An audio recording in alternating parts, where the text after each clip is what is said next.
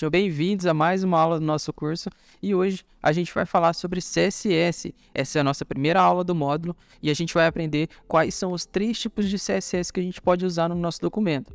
O CSS ele é utilizado para a gente estilizar a nossa página, que vai dar vida à nossa página. Com ele, a gente consegue colocar qualquer visual possível no nosso site. Então, a gente vai resolver um problema muito sério que a gente teve no outro módulo de CSS, que é a página feia, né? Querendo ou não, a gente aprendeu bastante coisa, mas a página ela ficou sem vida, ela ficou aquilo somente texto. E a gente vai resolver isso com o CSS. Então, hoje a gente vai aprender o que é o CSS inline, o CSS interno e o CSS externo. Vamos lá para o computador que eu vou mostrar certinho para vocês. E aqui já no computador eu fiz um slidezinho para a gente exemplificar. Aqui o nosso estilo ele vai ficar dentro da nossa tag. Então dentro da tag P ele tem o style e aqui dentro existe a propriedade, né, que é a propriedade color. Eu vou deixar para vocês na descrição um documento onde tem todas as propriedades CSS. A gente não vai conseguir decorar tudo, mas as mais utilizadas, as que a gente utiliza todos os dias, a gente já vai ficar craque, não vai precisar nem olhar nesse documento. Então aqui existe a propriedade color red, né, que é vermelho. Então esse texto aqui, ele vai ser exibido em vermelho. Então a gente coloca a propriedade dentro da linha do nosso código. Então por isso que é o CSS inline. Agora a gente tem também o CSS interno.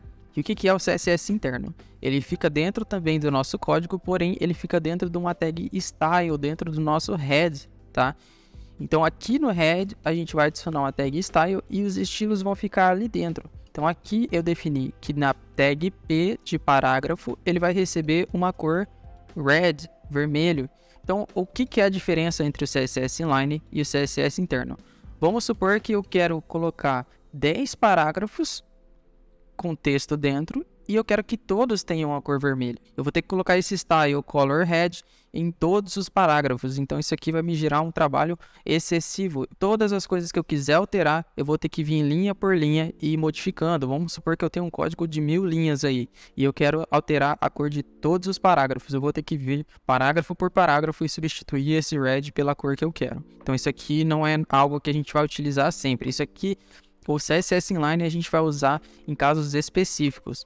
Já o CSS interno, ele vai ser utilizado em arquivos menores. Então, se eu quero ter um documento único ali, só um arquivo index ou um arquivo em HTML, eu posso adicionar o style interno nele, não tem problema nenhum. Mas se for um projeto maior, aí sim a gente precisaria de outro método, né? Então, aqui no CSS interno, quando eu coloco um style e seto aqui a cor vermelha, vai estar na tag P, todos os parágrafos que eu adicionar no nosso documento, ele vai ter a cor vermelha. Então, se eu colocasse aqui o H1 e a color green, que é o verde, todos os nossos H1 teriam a cor verde. Então, isso aqui é ótimo para a gente colocar num documento que a gente vai utilizar assim de uma só página. Agora, o outro é o CSS externo. O que é o CSS externo? A gente separa o documento de estilos do nosso HTML. Então, quando eu crio um documento separado, eu posso anexar ele no nosso HTML e aí sim ele vai estar funcional. Então, eu posso pegar essas propriedades aqui, ó, o P color red, ele vai estar dentro do nosso style CSS e ele vai ser importado no nosso HTML. Por que a gente faz esse método aqui?